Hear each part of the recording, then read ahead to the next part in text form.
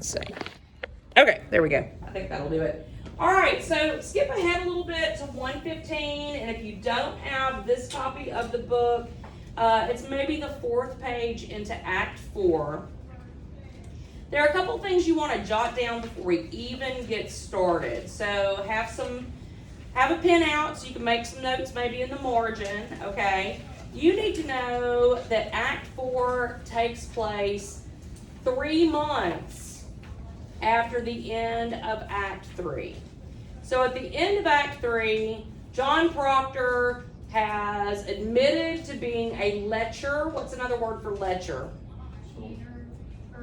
An adulterer, right. And he thought that admitting that he and Abigail slept together would be a way for them to realize that Abigail's not the sweet, innocent girl that she has presented herself as. But no, not that easy, right? She puts on a big show, and ultimately, he is convicted of bewitching Mary Warren, okay? And at the very end of Act 3, he says some really powerful things. He says, I say God is dead. Does he really believe that God is dead? No. I mean, that's said out of, frustration and anger. And it's kind of like saying God seems to have no presence in this court.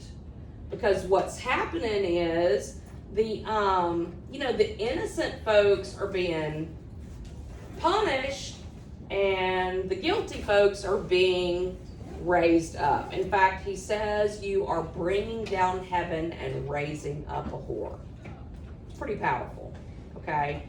So he is thrown in jail. Giles Corey has been thrown in jail.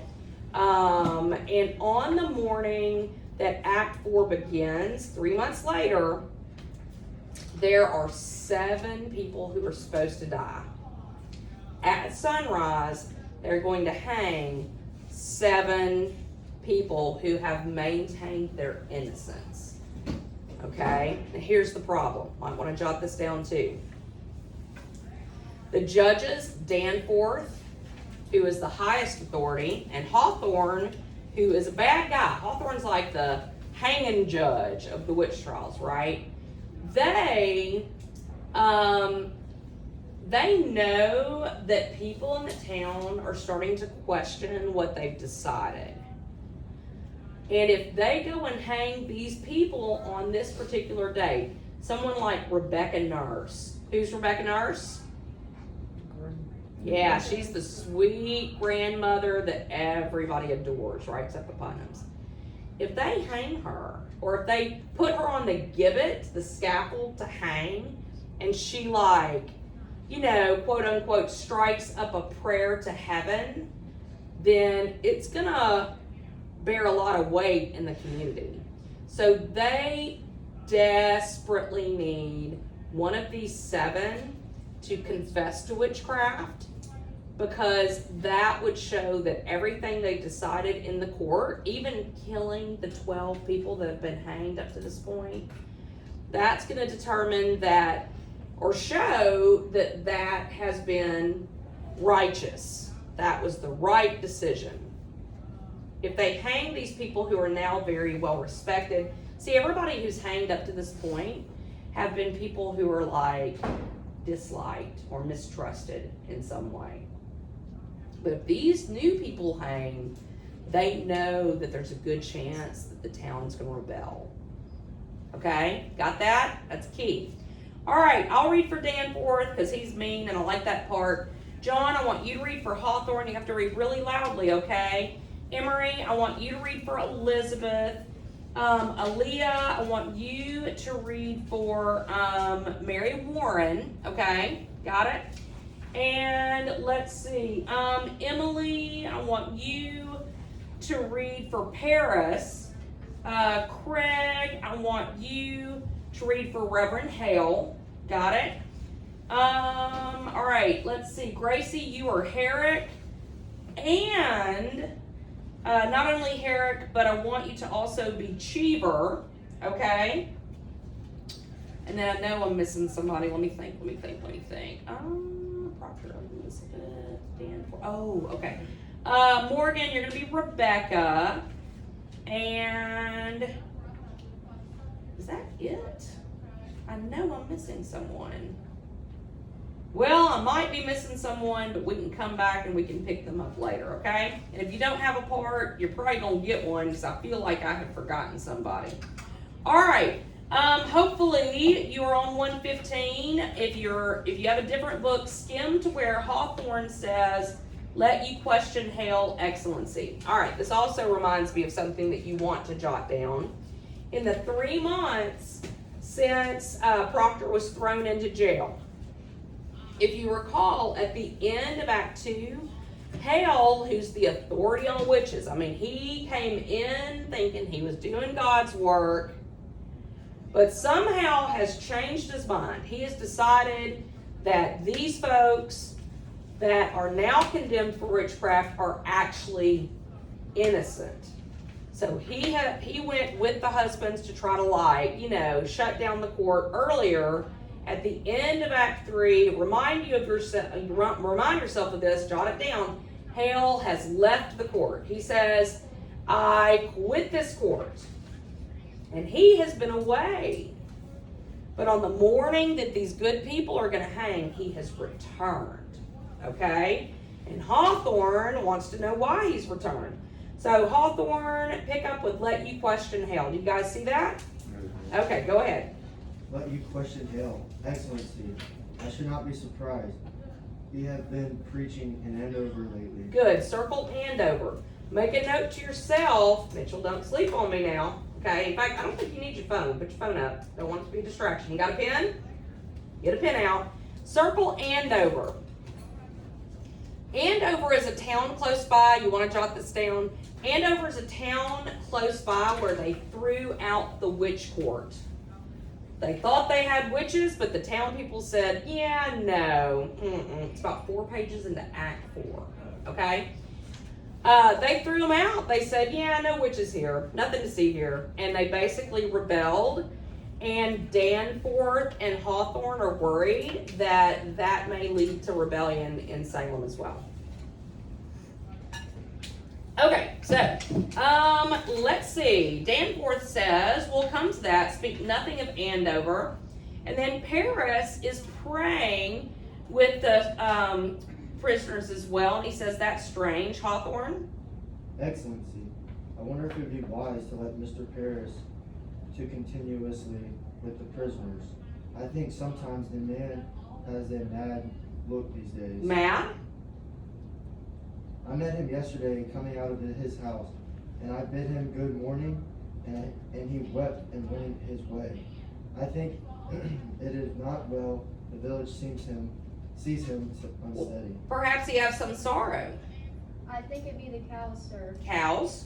There be so many cows wandering the high roads. Now their masters are in the jails in much disagreement who they will belong to now. I know Mr. Paris be arguing with farmers all yesterday. There's great contention, sir, about the cows. Contention make him weep, sir. It were always a man that weep for contention."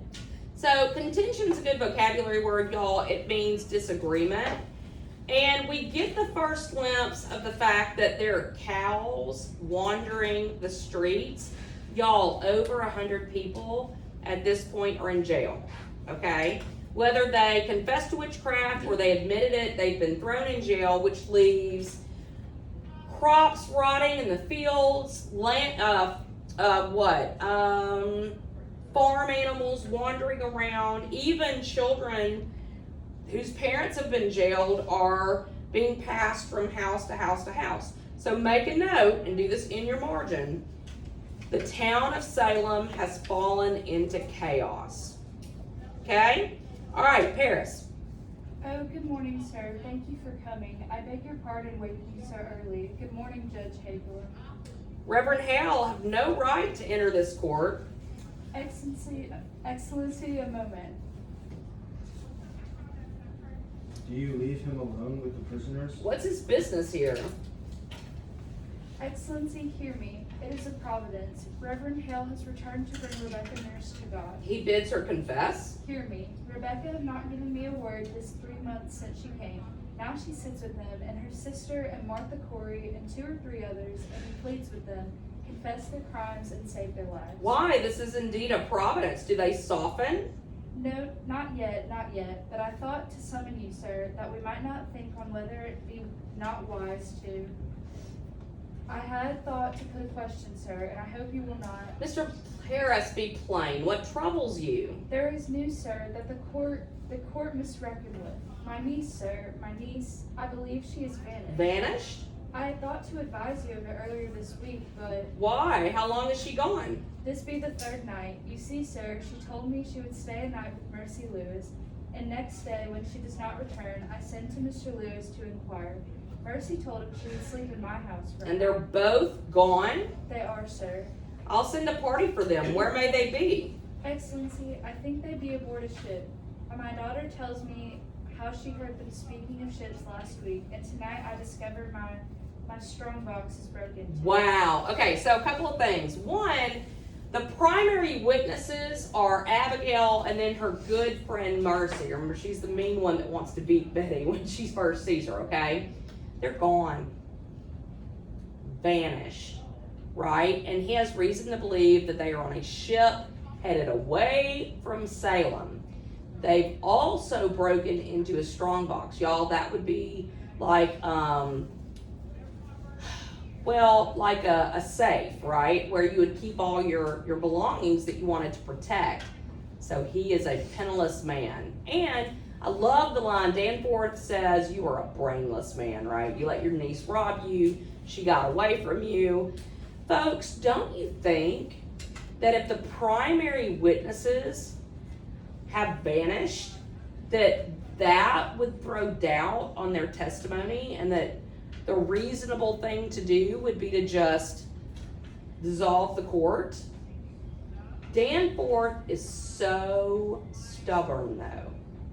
Why does Danforth insist on neglecting the truth and upholding that court? What does he have at stake? His reputation. Y'all gotta know, because some of y'all will write on Danforth. Y'all gotta know he's a smart man, but he's also very proud, and he thinks that if the court's overthrown, it's gonna make him look foolish, okay? So Paris is gonna go on to say that Abigail and Mercy have vanished. He's also going to tell them that someone tried to kill him, okay? So he's scared. Now here's the thing, why would the girls leave? Probably because even though Abigail for a long while was considered to be doing God's work, right? An instrument of God, when she walked through town, people parted out of respect. Well, now you got folks who are hanging who are beloved. And they're starting to look at Abigail not like a saint, but as trouble. Does that make sense? She's not stupid, so she bails. She is like out of there. Little historical side note. If you've read everything really carefully in some of the background notes, remember it all stops when the girls overreach their power. They accuse the governor's wife of witchcraft, and the governor at that point says, yeah, no, you're mistaken, and then it dissolves the court. Okay. Well, months, sometimes years later, the people who were involved said, we are sorry. We were mistaken. Except for Hawthorne. He never apologizes. Okay. Historically, not in the text of the play, but historically, Abigail Williams ends up living in Boston and making her living as a prostitute. So it's kind of interesting, not that you could really use that in your paper because we don't see that in the fictional world here, but historically that's what happened to old Abigail, okay? Now historically also, do you remember how old Abigail was? She wasn't 17. Yeah, she was real young, she was like 12. So he dramatizes this relationship between Abigail and Proctor to make it more interesting. And it does make for a more interesting play. All right, we're going to skip ahead about 4 pages, maybe 3 pages, okay? And Reverend Hale is going to enter. Now, I'm on 119, okay? And if you don't have this book, it's like 1, 2, maybe 3 pages ahead. Reverend Hale enters. They look at him for an instant. Everybody find it? Craig, you got it? Yes, ma'am. Okay, good. All right, Dan Forth says, accept my congratulations, Reverend Hale. We are gladdened to see you return to your good work. You must pardon them. They will not budge. You misunderstand, sir. I cannot pardon these, highlight this, y'all, when 12 are already hanged for the same crime. Paris? Rebecca will not confess. The sun will rise in a few minutes. Excellency, I must have more time. Now hear me and beguile yourselves no more. I'll receive no plea for pardon or postponement. Them that will not confess will hang. 12 are already executed. You know, they can't just dissolve the court and say we made a mistake because, dang, they've already killed 12 people. How's that going to look, right? 12 are already executed. The names of these 7 are given out. The village expects to see them die this morning. Highlight this. Postponement now speaks of floundering on my part. What does that last bit that he offers there tell us about his personality? Here's more about his reputation. He does. He does. He cares more about his reputation than seeing the truth and doing what is right. Okay? Now, at the end of his speech, so you can skip to the end, he says, have you spoken with them all, Mr. Hale? All but Proctor. He is in the dungeon. What's Proctor say now? He sits like some great bird. You'd not know he lived, except he will take good food from time to time. His wife may be well on with child now. Now, I don't remember if we talked about this, but remember Elizabeth's pregnant. And that's important because what does that mean in terms of her hanging? It's going to be postponed. It would be postponed. They're not going to hurt the baby, so they let you bear your child and then they hang you, right? So she's got time, okay? And they think that if Goody Proctor can see her husband, and it's been 3 months, y'all, they think if she can talk to him, she might be able to convince him to confess to witchcraft. Y'all, make a note. They desperately need someone to confess because that would prove that everything they've done so far has been right. Okay? All right, so skip all the way down to, it's the next page. Hale says, Excellency, there are orphans wandering from house to house. Do you see that? Okay. Actually, Excellency, there are orphans wandering from house to house. Abandoned cattle bellow on the high grounds. The stink of rotting crops hangs everywhere, and no man knows when harlots cry within his life. And you wonder yet if rebellion spoke. Better you should marvel how they do not burn your Excuse me. Mr. Hale, have you preached in Andover this month? Thank God they have no need of me in Andover. You baffle me, sir. Why have you returned here? Why? It is all simple. I come to do the devil's work. I come to counsel Christians they should Belie, yeah. There is blood on my head. Can you not see the blood on my head? Good. Highlight all of that. Why does he say there is blood on my head?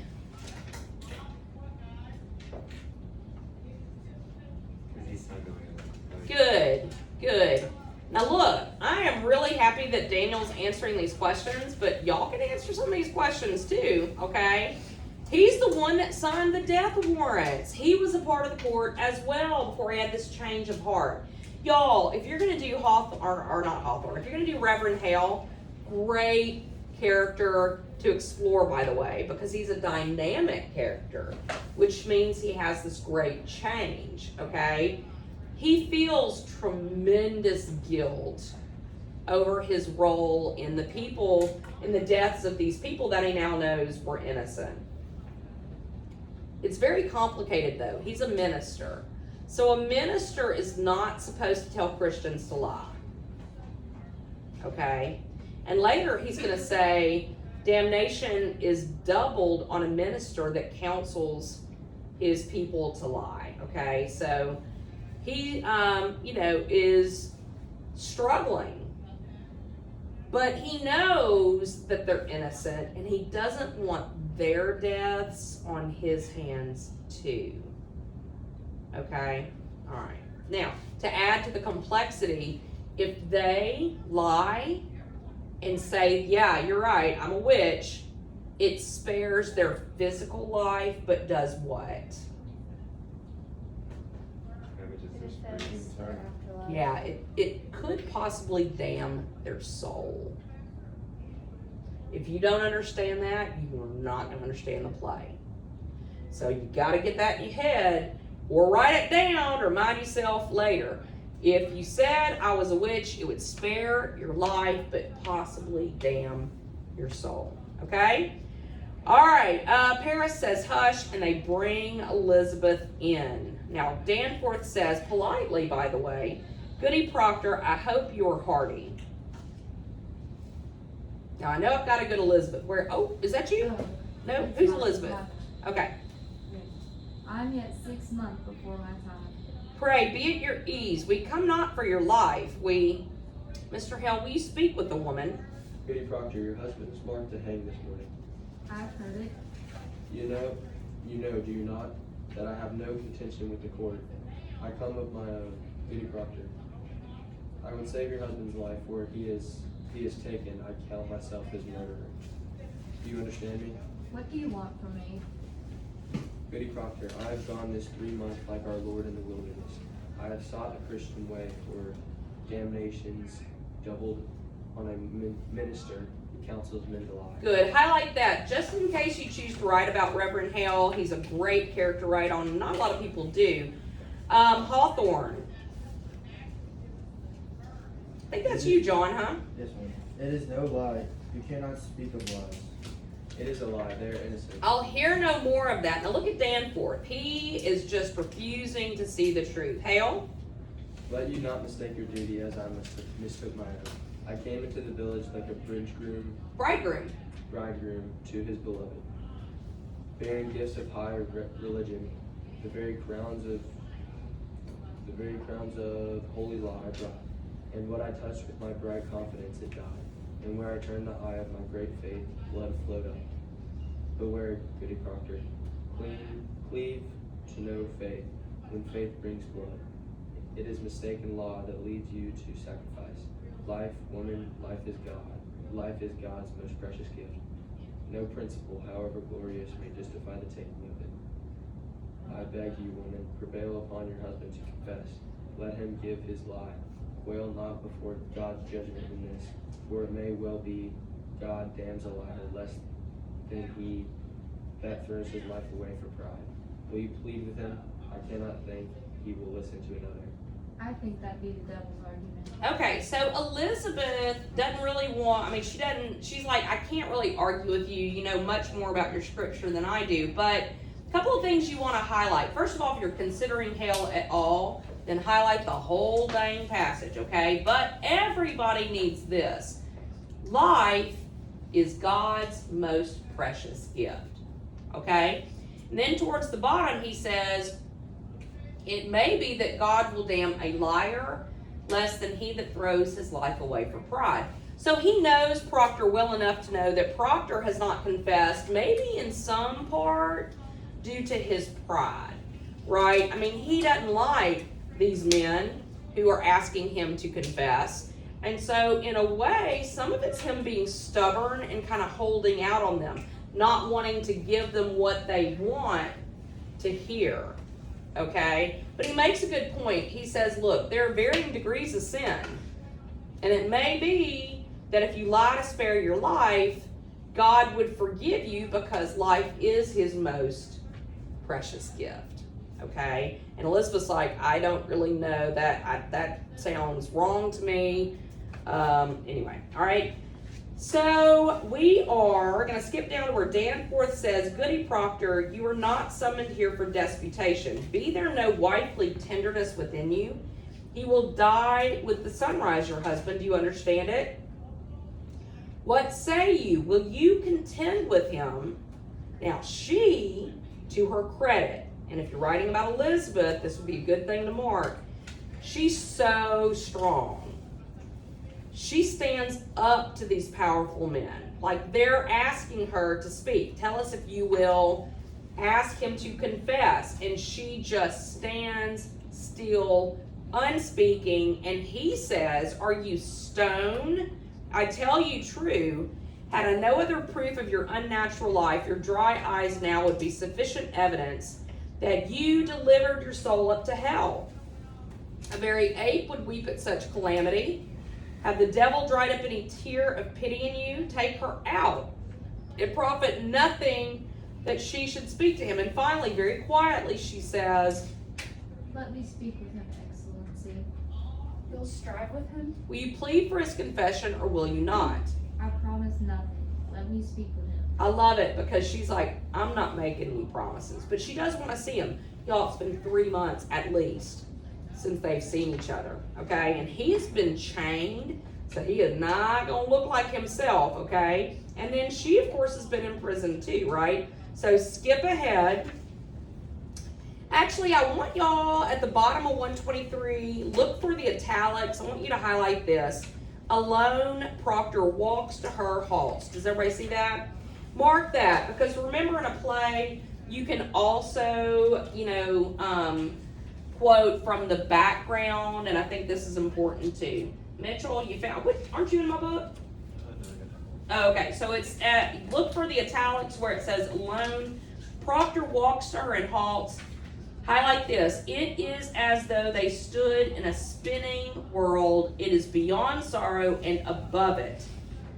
He reaches out his hand as though toward an embodiment not quite real. So when they see each other for the first time after all this time, he looks at her and he is struck with how strong she is.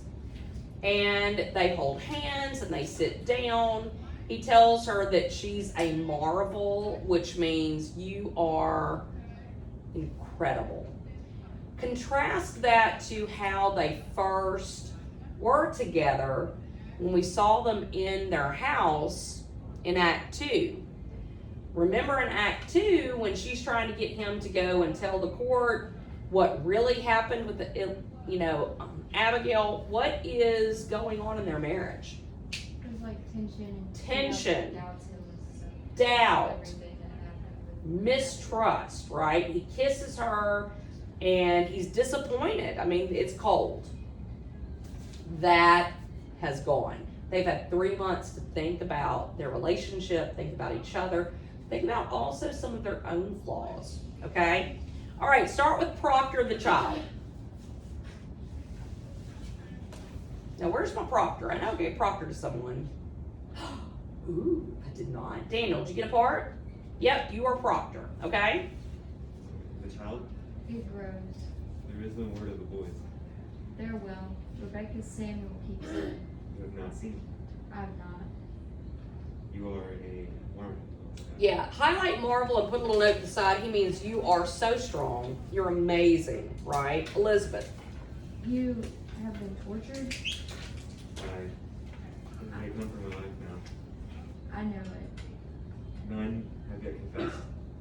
There be many confess. Who were they? There be 100 or more, they say. Goody Ballard is one. Isaiah Goodkind is one. There be many. Rebecca? Not Rebecca. She is 1 foot in heaven now.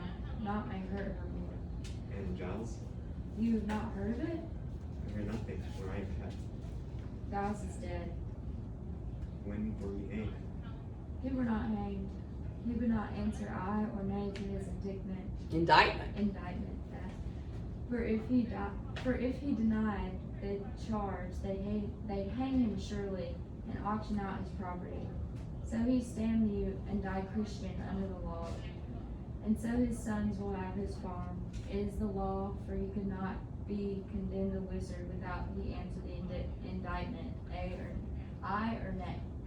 Then how does he die? They press him, John. Press? Great stones they lay upon his chest until he plead aye or nay. They say he give him but 2 words. More weight, he says, and died. More weight?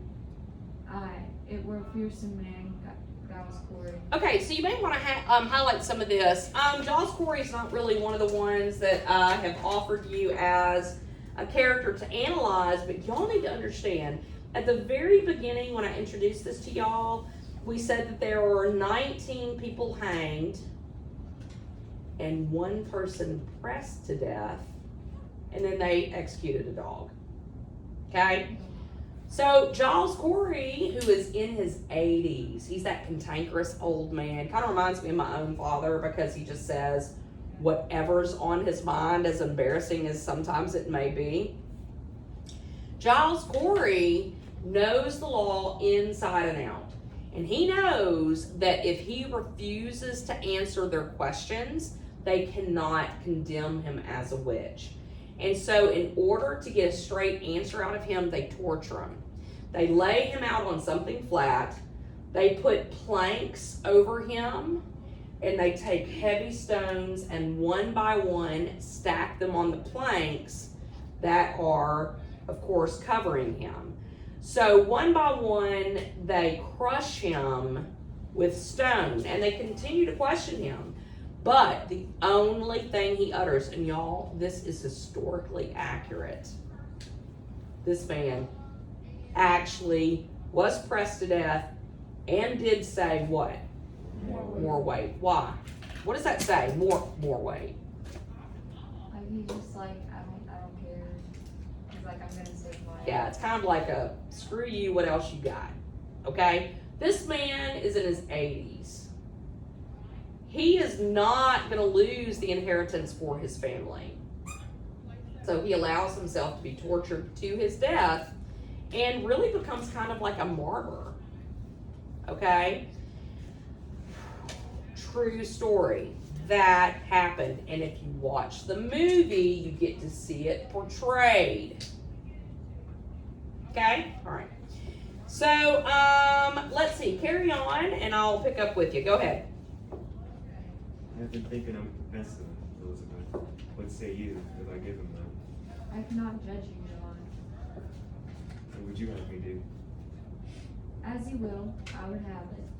I want you living, John, that's sure. Giles' wife, have she confessed? She will not. It is a pretense, Elizabeth. What is? I cannot mount the gibbet like a saint. It is a fraud. I am not that man. My honesty is broke, Elizabeth. I am no good man. Nothing spoiled by giving them this lie that we're not rotten on the doors. And yet you've not confessed till now. That sweet goodness in you. Spite only keeps me silent. It is hard to give a lie to dogs. For the first time, I would have your forgiveness, Elizabeth. It is not for me to give, John. I have you see some honesty in it. Let them that never lie die now to keep their souls. It is a pretense for me, a vanity that will not blind God nor keep my children out of wind. What say you? Okay, so you got to go back and you got to highlight what Proctor has said, okay? From where he says, I cannot mount the gibbet like a saint. It is fraud. I am not that man. Okay, you got to understand Proctor's self-image. All throughout this play, how has he viewed himself? Like a sinner. A sinner. I mean, he thinks he's a bad person because he made a big mistake. He is not a witch, but if he confesses to witchcraft, he feels like he's already kind of given up his soul, right? Because he's committed adultery. If he confesses to witchcraft, it'll protect his family. He'll be able to live, okay? It also would keep him from mounting the gibbet beside people who are, in his opinion, saintly. In other words, and I would write this down, y'all, he doesn't think that he is worthy to die beside saints like Rebecca Nurse. Now that is key. If you don't understand that, once again, you're not going to understand the ending of the play, or the point of the play for that matter. Do y'all get it? Yes, Okay, he feels it would be hypocritical or fraud to try to die a martyr next to these good people who've never sinned. Okay? Now Elizabeth on her part, she shows such strength here. She cannot make this decision for him. He looks at her and he says, "What would you have me do?" And she's like, I want you living, but I cannot tell you what to do. Why not? What is at stake? Not only his life, but what else? Soul. His soul. Okay? She cannot make that decision. All right? So, Elizabeth, with a heaving sob, says, and highlight this, "John, it come to nothing that I should forgive you if you will not forgive yourself." She knows that she's already forgiven him, but it means nothing if he cannot forgive himself, okay? All right, my Elizabeth Emery, if you'll go, I think that's you, isn't it? Go down to "Only be sure of this." Do you see it? Same little passage. Yes. Only be sure of this, for I know it now. Whatever you do, it is a good man does it. I've read my heart this 3 months, John. I have sins of my own to count. It needs a cold wife to prompt lechery. Enough. Better you should know me. I will not hear it. I know you. You take my sins upon you, John. No, I take my own. John, I counted myself so plain, so poorly made. No honest love could come to me. Suspicion kissed you when I did. I never knew how I should say my love. It were a cold house I kept. Hawthorne interrupts. Go confess yourself. Oh, actually, I think it's the one above that. What say you? You see it? What say you, Proctor? The sun is soon up. Do what you will, but let none be your judge. There be no higher judge under heaven than Proctor is. Forgive me, John. Oh, forgive me, John. I never knew such goodness in the world. Yeah, highlight that too. She sees the good in him even when he cannot see it in himself, okay? Ooh, by the way, that is a very good thesis. If you're right about Elizabeth, God, I just impressed myself. All right, feel free to steal any of these pearls of wisdom that I'm throwing out at y'all, okay? All right, Proctor is he is really going to make these judges relieved when he says, I will my life. Go confess yourself. I will have my life. God be praised. It is a providence. He will confess, Proctor. He will confess. Why do you cry? It is evil, is it not? It is evil. I cannot judge you, John. I cannot. Then who will judge me? God in heaven? What is John Proctor? What is John Proctor? I think it is honest. I think so. I am a saint. yeah, highlight that, and then he says, let Rebecca go like a saint, for me it's fraud. Highlight that part where he says, God in heaven, what is John Proctor? So if Kayvon looks at the heavens and he says, God, what is Kayvon Barnhill? What is Kayvon Barnhill? What is he struggling with? Himself. His identity. Who am I? Am I a good man? Am I lost because I made this one mistake? He doesn't know. And that's going to be important because a little bit later on, he's going to figure it out. Okay? All right, Elizabeth. I am not your judge. I cannot be. Do as you will. Do as you will. Would you give them such a lie? Say, would you ever give them this? You would not. Tongues of fire were singeing. You would not. It is evil. Good then. It is evil and I do it. God, praise to you. You shall be blessed in heaven for this. Now, they're going to get the ink and the paper and everything ready because they need his confession in writing. Now, here's the deal.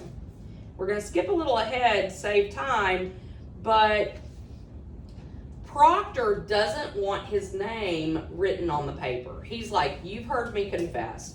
God's heard me confess. And y'all, when he confesses to God, it's not like he's confessing to witchcraft. God knows that he's confessing to making the mistake of adultery, okay? So he's like, why must I write it? And they're like, well, we're going to post your confession on the town meeting door. And he's like, no, I don't want it posted, right? And of course, Danforth thinks that he's going to retract the confession and all that good stuff. Now Rebecca comes in and she is surprised to see John confess because she thinks he's a good man and stronger than that, right? So skip to the next page where Danforth says, now woman, you surely see it profit nothing. Do you see that? And who is my Rebecca? Okay, there you go. Now woman, you surely see it profit nothing to keep your conspiracy further. Will you confess yourself with him? Yeah, it's oh John, God send his mercy. And it's down towards the bottom of 129. Oh John, God send his mercy on you. I say, will you confess yourself, goody nurse? Why, it is a lie, it is a lie. How many I damn myself? I cannot. Mr. Proctor, when the devil came to you, did you see Rebecca Nurse in his company? Come, man, take courage. Did you ever see her with the devil? No, Did you see Mary Easty with the devil? no, I did not. Did you ever see Martha Corey with the devil? I did not. Did you ever see anyone with the devil? I did not. Proctor, you mistake me. I am not empowered to trade your life for a lie. You most certainly seen some person with the devil. A score of people have already testified that they saw this woman with the devil. That is true. Why must I say it? Why must you say it? Why, you should rejoice to say it if your soul is truly purged of love for hell. So Proctor's willing to give himself up, but he's not going to try to name any names, right? Proctor. If they think to go like saints, I like not to spoil their names. Mr. Proctor, you think they go like saints? This woman never thought she'd done the devil's work. Look, you sir, I think you mistake your duty here. It matters not what she thought. She's convicted of the unnatural murder of children, and you are convicted for sending your spirit out upon Mary Warren. Okay, skip to the next Proctor. I speak my own sins, I cannot judge another. I have no tongue for it. Excellency, it is enough. He confessed himself. Let him sign it, let him sign it. It is a great service, sir. It is a weighty name. It will strike the village that Proctor confessed. I beg you, let him sign it. The sun is up, Excellency. Come then, sign your testimony. Now, here's what happens, okay? And if you are writing about Proctor, you want to find it and highlight it. But Proctor signs it. And when Danforth reaches for it, he refuses to hand it over, okay? Until Danforth keeps questioning him. And finally, if you look on the next page, where Proctor says, you will not use me. Do y'all see that? It's about halfway through page 132. Mitchell, you keeping up with us? Look for you will not use me. Proctor? You will not use me. I am no Sarah Good or Tituba. I am John Proctor. You will not use me. It is no part of salvation that you should use me. I do not wish to use I you. have 3 children. How may I teach them to walk like men of the world and I sold my friends? You've not sold your friends. Beguile me not. I blacken all of them with this nailed to the church the very day they hang for silence. Mr. Proctor, I must have good and legal proof that you... You are the high court. Your word is good enough. Tell them I confess myself. Say Proctor broke his knees and wept like a woman. Say what you will, but my name cannot. It is the same, is it not, if I report it or you sign to it? No, it's not the same. What others say and what I sign, it's not the same. Why? Do you mean to deny this confession when you're free? I mean to deny nothing. Then explain it to me, Proctor. Why you will not let... Because it's my name. Because I cannot have another in my life. Because I lie and sign myself to lies. Because I am not worth the dust of my feet of them that hang. How may I live without my name? I have given you my soul. Leave me my name. Wow, very, very powerful. So highlight that, but also on the other page that we just read, you'll not use me. I'm no Sarah Good or Tituba. I am John Proctor. So at that point, he starts to see his worth. Okay?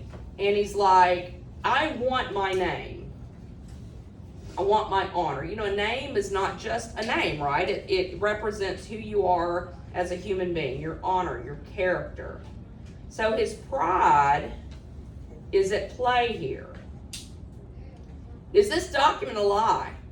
If it's a lie, I'll not accept you or accept it. What say you? Now, he ends that little part with which way do you go, mister? Highlight this. It's in italics.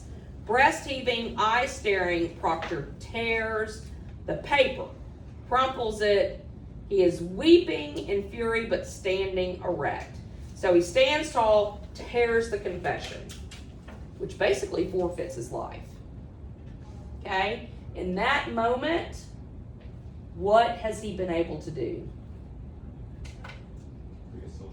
Yeah, forgive himself and free himself, even though it means he's going to die. It's like a triumphant death, right? So make a note. He forgives himself. Okay, Marshall, Paris. Oh, sorry. Proctor. Man, you will hang, you cannot. I can. And there's your first marvel, that I can. You have made your magic now. For now, I do not think I see. No. Very important little word. Take the knot out. But for now, I There do you think go. I see some shred of goodness in John Proctor. Not enough to weave a banner with, but wide enough to keep it from such dogs. Give them no tear. Tear. Pleasure. Oh, give them no tear. Tears pleasure them. And, oh, sorry, I jumped your line. Go ahead. Show honor now. Show a stony heart and signal them with it. He lifts her and kisses her with great passion. Much of your death and another judgment waits us all. Hang them high, high over the town who weeps for these, weeps for corruption. You know, anybody with any sense of justice and reason would understand that Proctor is innocent. But Danforth still continues to ignore the obvious. And it's because of his reputation. He's trying to protect his name, right? Now, Rebecca starts to kind of collapse and says, I've had no breakfast. Herrick says, come on, man, and here is what happened. Start with Paris, go to him. You see it? Go to him, Goody Proctor, there is yet time. Now, from outside, a drum roll strikes the air. So it'd be like, dun, dun, dun, dun, dun, dun, dun. I can't, I'm not a drummer, but you know what I mean. It obviously shows that off stage, if you're watching this, that someone is in trouble. Someone's about to be executed. Okay, so we know that it's coming with dawn. Paris is startled, and Elizabeth goes to the window. Paris. Go to him. Proctor. Woman, plead with him. Woman, it is pride, it is vanity. Be his helper, what profit him to bleed? Shall the dust praise him? Shall the worms declare his truth? Go to him, take his shame away. You have his goodness now. God forbid I take it from him. And highlight all this, y'all. Her last line and this as well. The final drum roll crashes, then heightens violently. Hale weeps in frantic prayer, and the new sun comes pouring in upon her face. The drums rattle like bones in the morning air. Wow. Wow. Woo.